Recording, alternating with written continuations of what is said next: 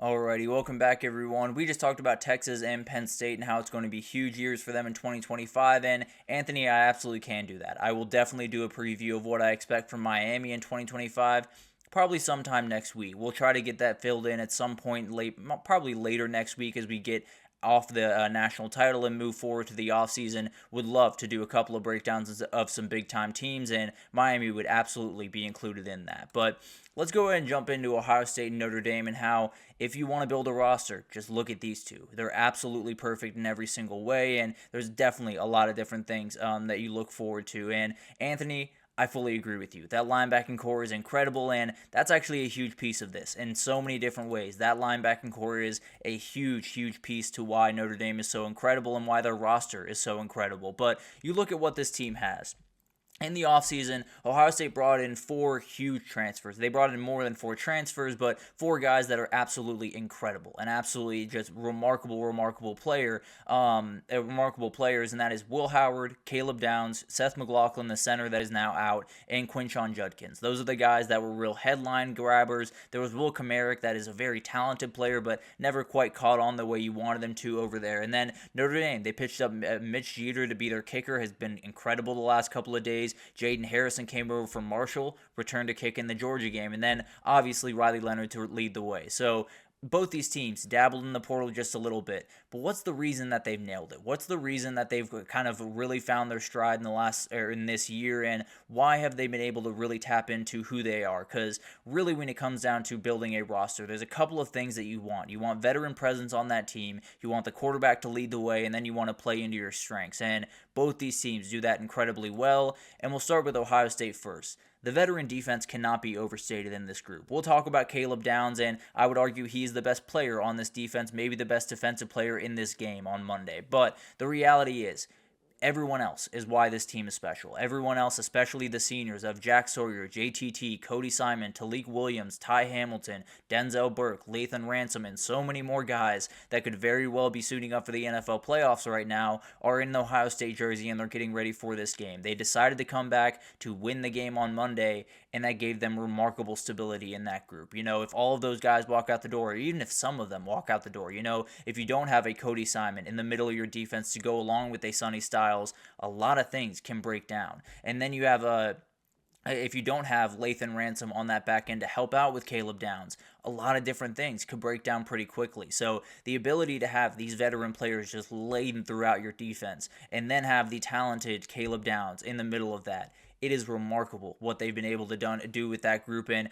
getting those guys back is truly incredible. The defense is nearly perfect if you watch them. They have athletes all over the place. They play really fast, really strong, but most importantly, they play really smart, and it's because of the defense. And we talked about the linebacking core for Notre Dame, Anthony. They're remarkable and definitely the better group in this, but Cody Simon has been absolutely massive for this team, and it cannot be overstated how huge that veteran presence is in the middle of that defense. And then that three-headed monster is something we'll get to here in a second, Anthony. But going back to the quarterback, Will Howard's mentality has been everything for this team. When I talked about what Will Howard brought to the table that Kyle McCord didn't, it was very little about their passing ability, because the reality is, we saw what Kyle McCord can do with the football. He was the leading passer in FBS this year. He's a very talented passer of the football. So I think he was plenty talented. I think, frankly, he was probably plenty talented to get Ohio State here. I don't think he had that thing, at least not at Ohio State. I think he does have it at Syracuse because he's much more comfortable at Syracuse. So a lot of this is, situation dependent, and none of this is to tear down Kyle McCord. But the mentality that Will Howard brought into that team is just a little bit different. When he hits someone and runs them over, all the other team watches. When he is the guy that is yelling at Jack Sawyer and saying, "You just won us the game," and punching his chest and doing everything in between and hyping up his teammates, everyone's looking in his direction. He is a downright leader of this team, and he has been so important for that team to keep the edge after the Oregon game, to keep the edge after the Michigan game where he played really poorly, where he was in large part the reason that they lost that game. And now you look forward and he's playing the best football that he's played all year. And it's something that I can't say confidently that Kyle McCord would have been able to bounce back from. Not to say that he is, any mentally weaker than Will Howard is, but it's definitely something that I do wonder. And I think you bring in Will Howard, you didn't necessarily bring him in for the outright crazy ability to make every throw in the world and totally make all the plays and be a Heisman finalist. You brought him in to give you stability and to give you an edge, and man, is he giving them that edge. And you're absolutely right about the Will Howard worries when you talk about the interceptions in the wrong moments, and especially in that Michigan game. Definitely did cost them in a lot of ways. It could cost them against this back end. So that's definitely a worry. I think he's playing elite football. This is the best back end that he's going to play. Texas might have been a little bit better, but it's very, very close between these units. But the reality is definitely something that worries Ohio State fans as you head into this one. But the other part of this is you got to play into your strength, and the strength of Ohio State is explosive offensive players. It's guys that you put the ball in their hands and you let them fly. We saw it with Jeremiah Smith on that first touchdown against Oregon. We saw it with Travion Henderson against Texas. We've seen it with Quinshon Judkins a number of times throughout this year. So you have stout defense, you have a smart quarterback, and then you have guys on the outside that you just put it in their hands and they go crazy. They are really remarkable players, and the offense of Ohio State really isn't all that complicated. It doesn't need to be all that complicated because the reality is you get the ball in the right people's hands, they are going to make plays for you. Whether it's Jeremiah Smith or Emeka Egbuka, Travion Henderson, Quinshon Judkins, Carnell Tate, whoever you want it to be.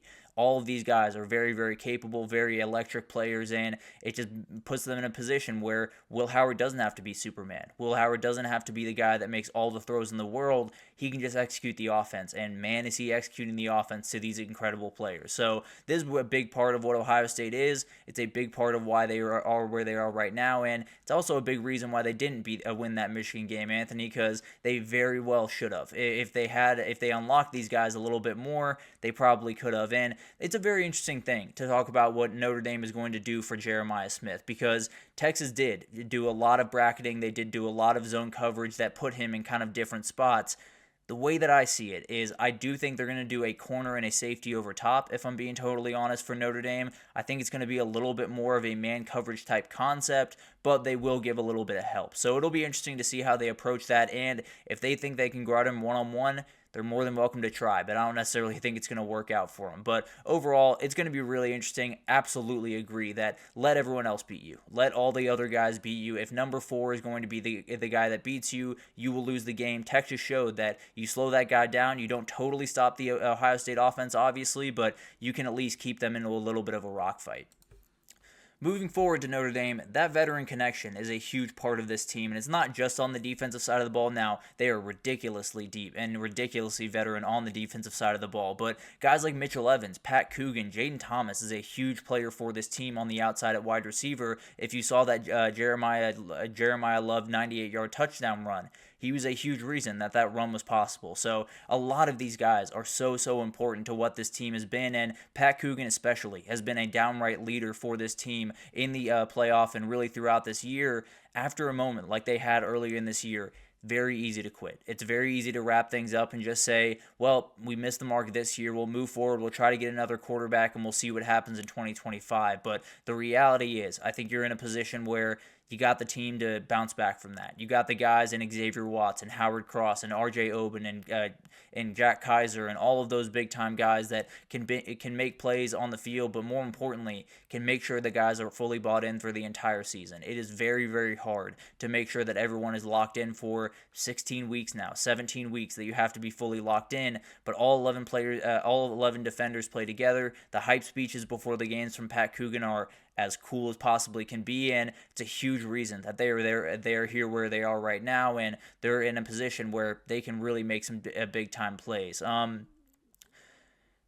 Yes, and you're absolutely right, Anthony. It's not to say they are an outright, cover 0, cover 1 type, just entirely type team, but they absolutely do play around with some different things. They play a lot of different man match, and they love to put their corners in positions where maybe they don't have to outright guard them just alone, but they are put in positions where they got to hold up a little bit better than maybe a Texas defender would, or maybe even an Oregon defender would. But at the end of the day, they're going to mix things up. There's no doubt about that. They're going to play around with some different things, and Al Golden will absolutely have some different things for them, much like that man match, zone coverage, a lot of different things that they'll play around with. And Anthony, I got to be honest, there are a lot of different people that seem to be leaning a little bit more towards Notre Dame as we go throughout this week.